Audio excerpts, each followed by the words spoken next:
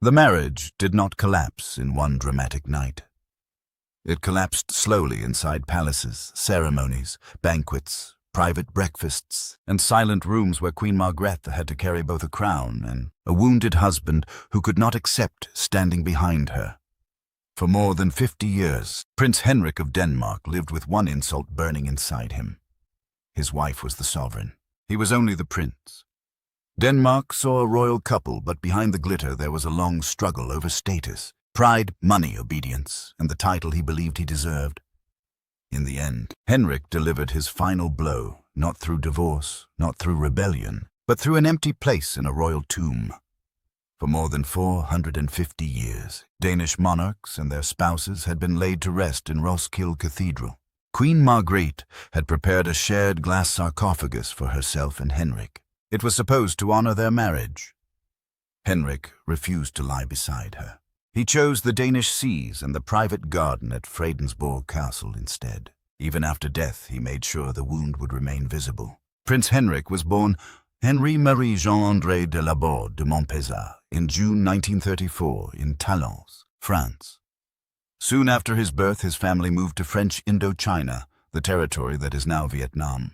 His father managed large family estates and business interests there, inside a colonial world built on class command and male authority. In that world, the man at the head of the household did not stand behind anyone. His voice ruled the room. His wife could be admired, but she was not expected to outshine him. Henri absorbed this order early. A man had to command. A man had to lead. He later studied law and political science at the Sorbonne, served in the French army during the Algerian War, and by the early 1960s worked at the French embassy in London. He was confident, worldly, multilingual, and deeply aware of his own value. In 1965, at a private dinner in London, Henri met Princess Margrethe of Denmark.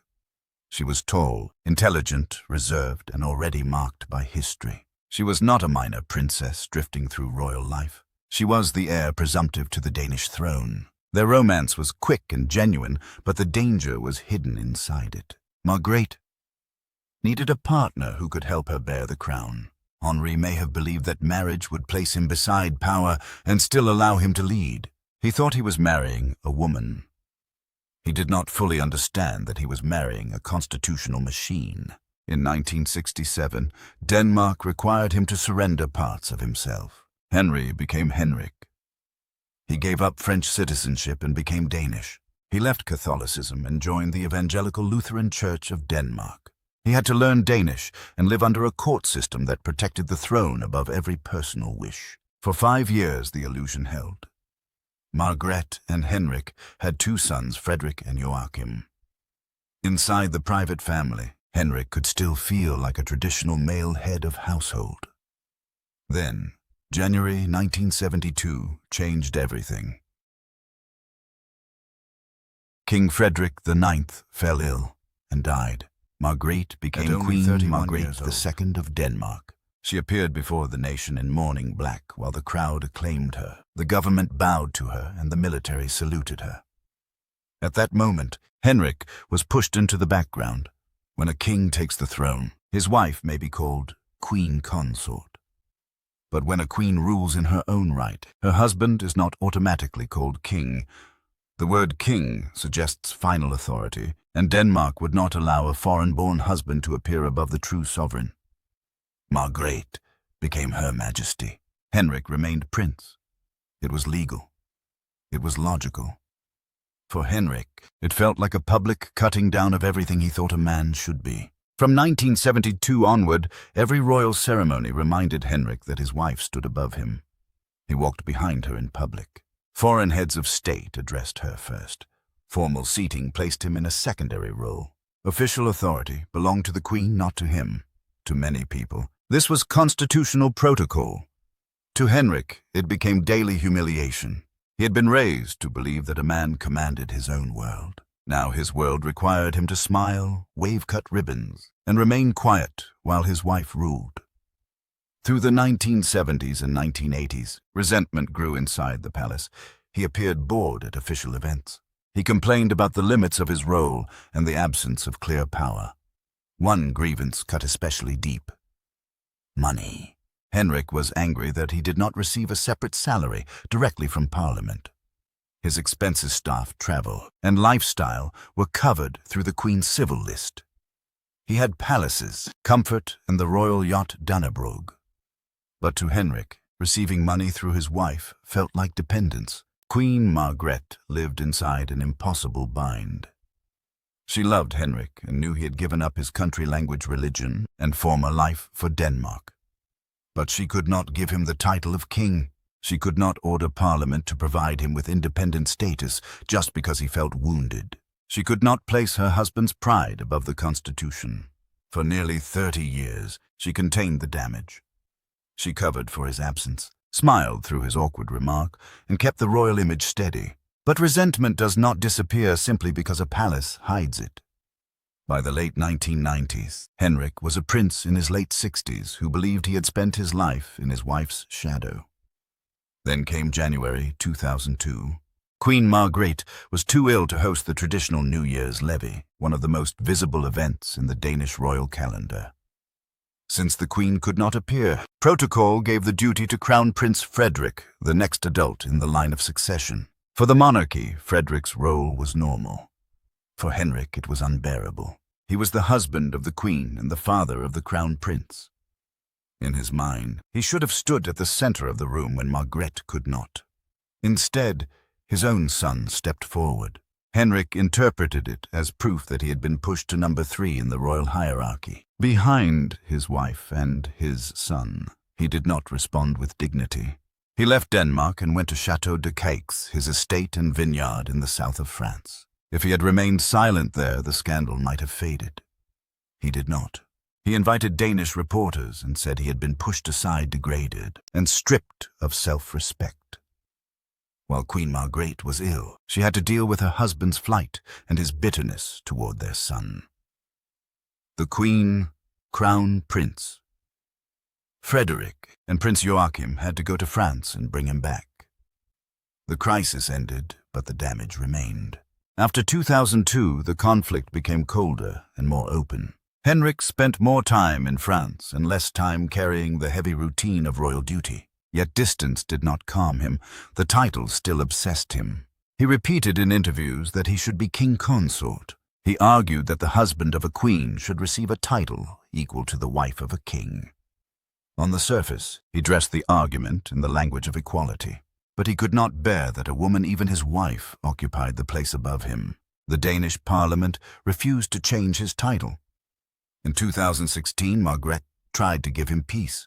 Prince Henrik retired from official duties at the age of 81. He could leave behind the ceremonies he disliked while keeping royal comfort, residences, security, and public importance.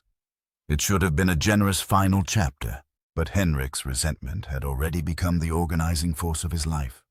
If he could not win while living, he would choose a symbol powerful enough to speak after his death. That symbol was Roskilde Cathedral. For Denmark, royal burial is not just private grief. It is public memory. For more than 450 years, Danish monarchs and their spouses had rested there, side by side inside a sacred story of continuity. Queen Margrethe respected that tradition deeply. Years earlier, she had commissioned the sculptor Bjørn Nørgaard to create a modern dual sarcophagus for herself and Henrik. The work was made of cast glass and supported by Danish granite, Faroe basalt, and Greenlandic marble. It was designed as a shared monument. In life, the Constitution had placed Margrethe above Henrik. In death, the sarcophagus would place them together. Henrik saw a permanent record of the role he hated. Lying beside the Queen would mean history would remember him as her husband, not as king. So, in the summer of 2017, when he was 83 years old, he delivered the most damaging announcement of the marriage. On August 3, 2017, the royal house declared that Prince Henrik did not wish to be buried beside Queen Margrethe. In Roskilde Cathedral, the shock was immediate. He had not merely chosen a different burial place.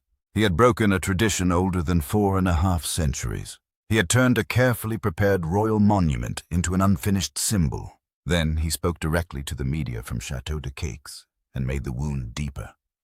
He said his wife had made a Fool of him.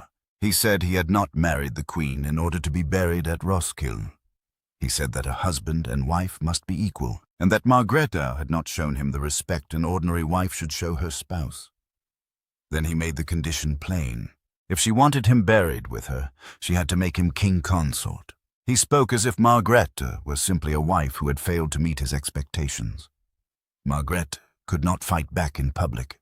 The palace announced that she accepted his decision and that her own burial plan at Roskilde would continue. Public anger spread across Denmark. People had watched Henrik enjoy royal privilege for decades. They had seen him live in palaces, travel with state support, and hold a high position without the burden carried by the queen. Now he was rejecting the final honor prepared for him and turning it into a public insult against Margrethe. To many Danes, it felt like an insult to the country itself. Then, on September the 6th, 2017, the royal court announced that Prince Henrik had been diagnosed with dementia after examinations at Rigshospitalet in Copenhagen. The announcement changed the atmosphere. Anger cooled into sympathy and restraint, but it did not erase the long record. Henrik had complained about his place since the 1980s. He had fled to France in 2002, 15 years before the diagnosis. Dementia may have removed filters. It did not invent the resentment. As 2017 became 2018, Henrik's health declined quickly. In January 2018, while vacationing in Egypt, he was hospitalized with a benign tumor in his left lung and a serious pulmonary infection. He was brought back to Denmark and admitted to Rigshospitalet. By February 13, Queen Margrethe made one final choice as a wife, not as a sovereign. She ordered that Henrik be moved from the hospital to Fredensborg Palace, north of Copenhagen, so he could spend his last hours at home with his family. Late in the evening on February the 13th, 2018, Prince Henrik died. He was 83. His final wishes were carried out. He was cremated. Half of his ashes were scattered over the Danish seas. The other half was buried in the private garden at Fredensborg Castle. No part of him was placed in Roskilde Cathedral. No part of him entered the glass sarcophagus designed for two. His final decision changed the meaning of the monument forever. It was meant to express union. Instead, it now waits with a visible absence. When Queen Margrethe is eventually laid there, the space beside her will remain empty. Henrik thought this would prove his independence. Instead, it preserved his insecurity in stone glass and silence. Did the marriage break Queen Margrethe? In one sense, yes. It wounded the woman who had met a charming French diplomat in London in 1965 and believed she had found a partner for the loneliness of the throne. It wounded the wife who spent decades bending around a man who resented the duties she was born to fulfill. It turned private life into a constant negotiation with pride, careful smiles, tense ceremonies, and the exhaustion of managing his fragile dignity while serving an entire nation. But Henrik made one fatal mistake. He believed that if he could wound the woman, he could weaken the sovereign. He could not. After his death in 2018, the Danish crown did not collapse. Queen Margrethe became more admired. Crown Prince Frederik, the son Henrik once bitterly competed with, grew into a respected heir. Margrethe protected the succession from every private storm. Then, on January the 14th, 2024, exactly 52 years after her accession, she abdicated and handed the throne to King Frederik X. That was her final answer to the chaos Henrik had created. She did not leave as a humiliated wife. She left as a monarch who had completed her work. She chose the moment. She secured the crown. She gave Denmark its next king. Prince Henrik had spent decades demanding to be called king, but true kingship is not made by a title alone. It is duty, restraint, service, and the strength to support something greater than personal pride. Henrik had wealth palaces, son status, and a place in one of Europe's oldest monarchies. None of it satisfied him because his wife stood above him. He turned marriage into a contest and burial into revenge. The empty space at Roskilde Cathedral is now the clearest symbol of the whole story. It is the place where Henrik could have rested beside the woman who protected him for 50 years. Instead, it stands as the permanent mark of a man who could not survive being second to a woman born to rule. The queen remained the sovereign. The crown remained intact.